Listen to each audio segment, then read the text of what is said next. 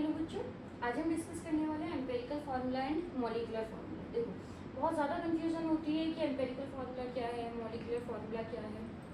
Simple बात यह है कि एम्पेरिकल फार्मूला जो है वो है स्केलेटन, मॉलिक्यूलर फार्मूला जो है वो है एक्चुअल फार्मूला। जो इस एम्पेरिकल फार्मूला होता है ये basically simplest whole ratio of atoms को रिप्रेजेंट करता है, जबकि जो मॉलिक्यूलर फार्मूला होता है ये रिप्रेजेंट करता है actual number of atoms in a compound.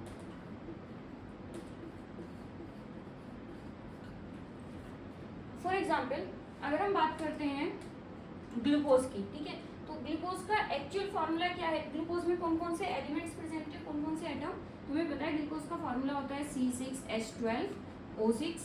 यहाँ से हमारे पास क्या प्रेजेंट है, कार्बन, हाइड्रोजन एंड ऑक्सीजन, ठीक है।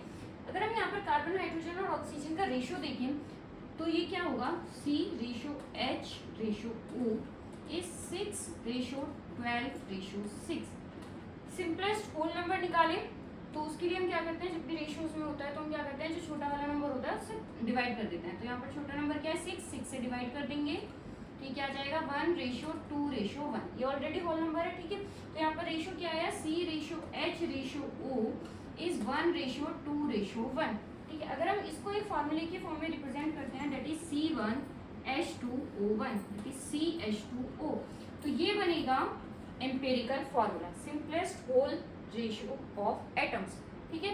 वहीं अगर हम बात करते हैं मॉलिक्यूलर फार्मूला की तो ये एक्चुअल नंबर ऑफ एटम्स है। अगर हम बात करते हैं ग्लूकोज में एक्चुअल कार्बन कितने हैं, 6, ठीक, तो यहाँ पर हम रिप्रेजेंट करेंगे C6। हाइड्रोजन कितने हैं, इसके डबल, दैट इज 12। ऑक्सीजन कितने हैं, जितना कार्बन उतनी ही ऑक्सीजन, दैट इज 6। तो यहाँ पर हमने एक्चुअल नंबर ऑफ एटम्स को रिप्रेजेंट किया है, तो हम इसे कहेंगे मॉलिक्यूलर फार्मूला ऑफ ग्लूकोज। एक और एग्जाम्पल लेते हैं। फॉर एग्जाम्पल अगर हम बात करते हैं एल्कीन्स की, तो एल्कीन्स में हमें पता है एल्कीन्स का जनरल फार्मूला क्या होता है, CnH2n, ठीक है। यहाँ पर कौन कौन से आइटम्स हैं हमारे पास, कार्बन और हाइड्रोजन, और इनके बीच में रेशियो क्या है, जो हाइड्रोजन है वो 2n है, जब कार्बन n है तो हाइड्रोजन 2n है। दैट मीन्स हाइड्रोजन जो है वो हर बार कार्बन से डबल हो रहा है। तो क्या होगा, अगर कार्बन 1 है तो हाइड्रोजन 2 होगा। सिंपलेस्ट होल रेशियो क्या आया, 1/2, ठीक। तो यहाँ से अगर मैं फार्मूला निकालूं तो ये क्या हो जाएगा, CH2। ये क्योंकि सिंपलेस्ट होल रेशियो का नंबर है तो ये किस टाइप का फार्मूला हुआ, एम्पेरिकल फार्मूला। तो एम्पेरिकल फार्मूला क्या बना है एल्कीन्स के लिए, CH2, राइट, किसी भी एल्कीन के लिए।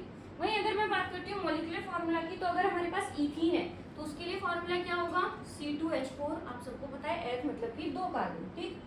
प्रोपीन है तो C3H6, ब्यूटीन है तो C4H8 एंड सो ऑन। तो आप देख रहे हैं मॉलिक्यूलर फार्मूला में क्या हो रहा है, एक्चुअल नंबर रिप्रेजेंट किया जा रहा है, जबकि एम्पेरिकल फार्मूला में क्या है, सिंपलेस्ट होल रेशियो। अगर आप यहाँ से रेशियो देखो तो देखो यहाँ पे कार्बन और हाइड्रोजन का रेशियो कितना है, C/H 2/4। इसको सिंपल फॉर्म में करेंगे तो 1/2। यहाँ पर कितना है, 3/6, सिंपल फॉर्म में 1/2। यहाँ पर कितना है, 4/8, सिंपल फॉर्म में 1/2। तो अगर हम किसी भी एल्कीन की बात करें तो उसके लिए एम्पेरिकल फार्मूला सेम ही रहने वाला है, दैट इज CH2, जबकि मॉलिक्यूलर फार्मूला स्पेसिफिक एल्कीन के लिए स्पेसिफिक होगा। आई होप क्लियर हो गया होगा।